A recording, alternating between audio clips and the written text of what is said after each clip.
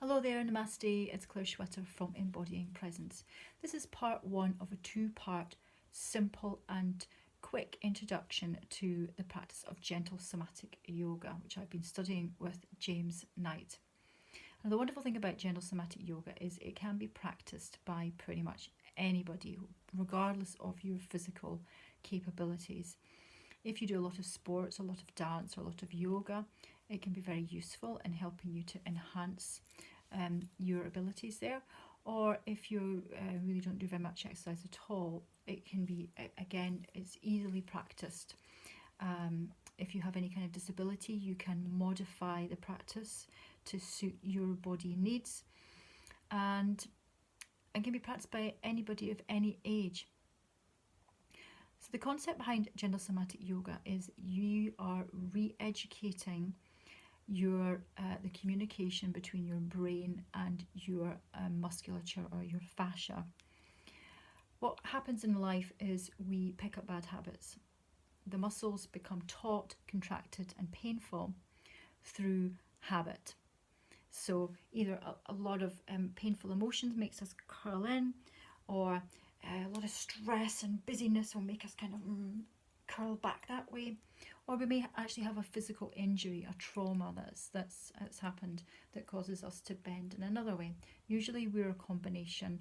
As we grow older, we're a combination of all three of those things, which is why many older people have a lot of pain and stiffness of movement. So gentle somatic yoga helps to unwind that by rewiring the communication between brain and muscle, or brain and muscle groups. So it's very, very gentle and very, very safe. And you can practice it at whatever depth you wish. This is about learning to listen to your body and learning to be really conscious and aware of what your body is doing. The other thing about gentle somatic yoga is we never overstretch, we never over push. We only go to the edge of our limit, but definitely no further. The stretches are very, very short, only a few seconds at most. And the idea behind that is we're trying not to invoke more stress and pain and trauma by stretching the muscles too far. So for those of you that have perhaps watched my videos before or done a little bit of work with me, you will see a similarity. I tend to use a lot of body scans, a lot of body awareness, a lot of breath work.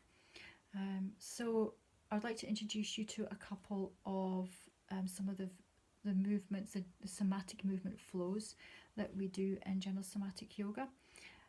So we're going to just start, as I always start my classes, with just landing where we are and becoming aware of ourselves in this moment. If you need to sit in a chair, that's fine. If you're comfortable sitting on the floor, great. If you need an extra cushion or a bolster, make sure you're comfortable. This is about being comfortable above all. So just take a moment or two just to land in the body and to be here right now.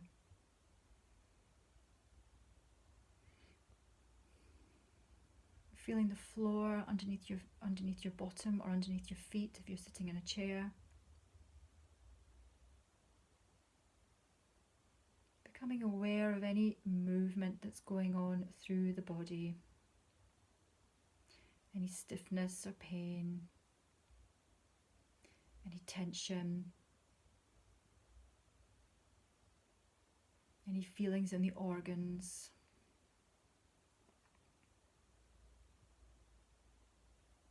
Any sensations or noises. And just take this moment to mentally scan through your body and just to see what's going on there. Looking without judgment. So not trying to change anything. Almost as if you've got a big photocopier machine going through you. Just scanning. Doing this is really important because when you come to the end of this practice and you do this again, you will see, hopefully, a difference. And that is how your brain learns. Your brain learns through contrast.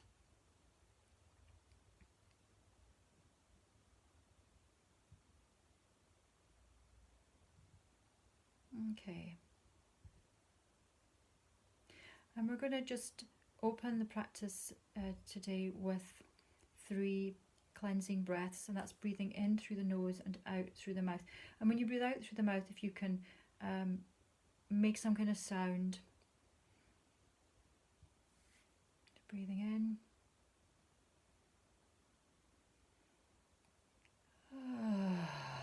Breathing out through the mouth, letting out all the tension.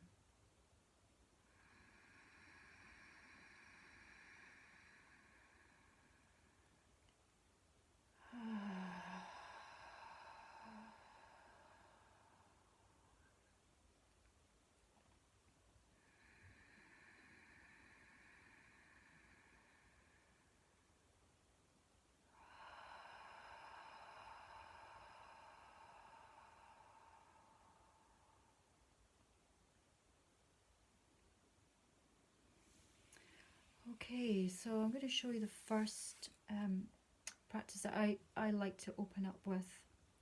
It's called Namaste Pranayama. And we're going to start by bringing our hands to prayer position in front of the heart. Just take a moment or two to notice how that feels.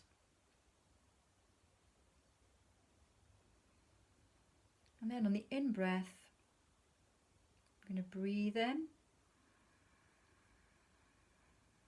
And as we breathe out, we're going to push forward the hands away from the body, making a little triangle or diamond shape, pushing away from the body. And you'll see that I am making my back curve in the way, making my chest curve in. And what that does is it helps to expel excess air from the lungs. So pushing all the air out of the lungs out. And as we breathe in again, we're raising the hands up above our heads, taking an extra little sip to get that extra little bit of air in. And breathing out, letting the hands drop by the side, floating down by the sides. I like to imagine that I'm drawing a rainbow in the sky around me. And then bring the hands back to prayer position and take a normal breath. And then repeat, nice deep breath.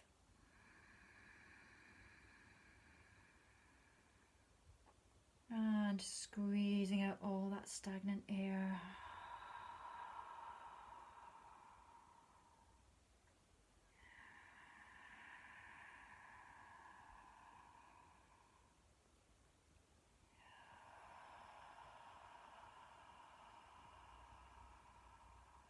I like to breathe out through my mouth. A little rest breath. Then breathe in.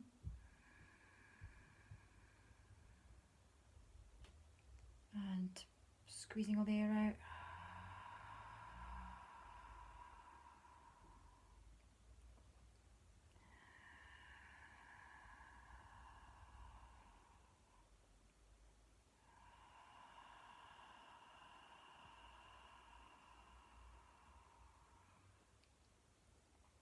And then just bring your hands back to sit on your knees. Normally I would do about 3 to 5 of them. It's really nice and it's tempting to do more, but 3 to 5 is usually sufficient. It's good to change the legs around, so I've been sitting like that for a little while now, so that's always my default way, so it's good to mix it up and go the opposite way from what you're used to. This helps the brain to learn as well when you change things around a little bit. So the second warm-up exercise that I would like to introduce you to today is somatic head circles, neck circling or head circles. So the way I like to describe this to students is almost like imagining your head as a ball, and that if you were to, those circus, those circus people that can roll those balls in their hands, and it's so beautifully perfect as it goes round and round. I like to kind of imagine that as I'm circling my head, I'm trying to keep that ball a very even movement. So it's very important with somatic head circling that we start off very gently. For some people, that could be quite dangerous. So you want to start off with that movement very gently. So only going to the edge of what you're able to do, and then bringing it back a little bit. Not like traditional yoga where you're really forcing yourself into something, but you are just going to the edge of your comfort and then pulling it back. So we start by dropping the head down to the chest and then rolling it to the right shoulder and rolling it back, not stretching too far, rolling it to the left, bringing it back down to the chest. And just keep it at that depth until you are used to the movement. And you may indeed notice lots of little cricks and cracks. And what I would encourage you to do when you're finding these little crickles and crackles is to be curious.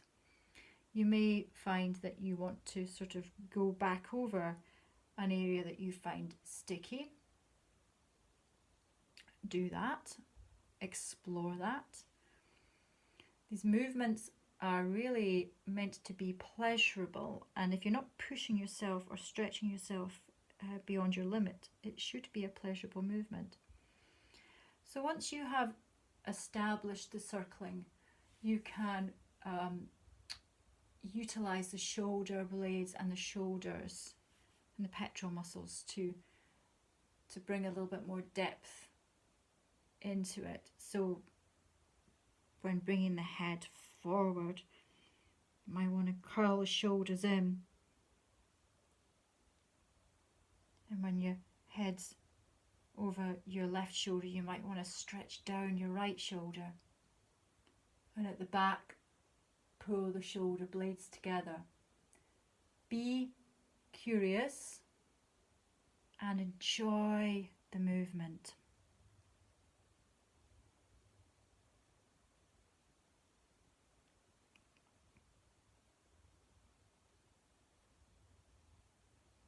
Now, I would normally do this for a lot longer before changing sides, but we're a little bit short of time in this video tonight, so feel free to change to the other direction. And this is a great one because you can kind of practice this when you're sitting in, I was going to say sitting on the bus, but you might get some strange looks. You can certainly do it when you're sitting at your office desk for a little break. Help to wake up the brain. And we carry so much tension and stress in the shoulder and the cervical spine and the collarbones, especially if we're sitting hunched up over a computer all day. This is a really good one to be able to do periodically throughout your day to keep this area loose and pain-free. So just bringing your movement to a close. As I say, you can carry on doing that to your heart's content, but I'm going to stop this video now. And just to say that part 2, I'll do another couple of somatic movement flows in part 2, so please look out for that and look forward to seeing you in the next section. Bye.